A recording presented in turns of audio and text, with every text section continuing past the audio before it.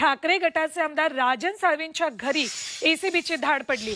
रत्नागिरी, राजापूरसह इतर ठिकाणी धाड टाकल्याची माहिती आहे। गेल्या काही दिवसांपासून राजन साळवी एसीबीच्या रडारवर आहेत। मालमत्ता प्रकरणी त्यांच्या कुटुंबियांची चौकशी झाली आहे। आता एसीबीनं घरावर धाड टाकल्यानं साळवींच्या अडचणीत वाढ होणार आहे। नीट जाऊयात आमचे प्रतिनिधी कुशात पाटील यांच्याकडे। कुशात, काय अपडेट्स आहेत त्या प्रकरणातले? सुवर्ण, गेल्या काही दिवसांपासून ठाकरे गटाचे आमदार राजन साळवी यांच्यासह त्यांच्या कुटुंबियांची देखील लाचलुचपत प्रतिबंधक विभागानं चौकशी केली होती।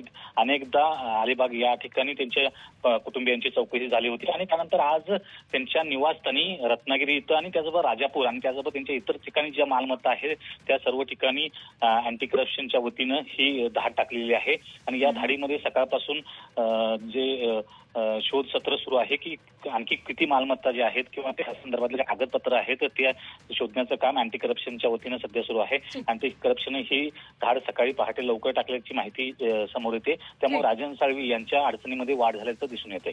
धन्यवाद कुशात संपूर्ण माहितीसाठी। तर गेल्या काही दिवसांपासून राजन साळवींच्या अडचणी दिवसेंदिवस वाढायला लागलेल्या आहेत। ठाकरे गटाचे राजन साळवी हे आमदार आहेत।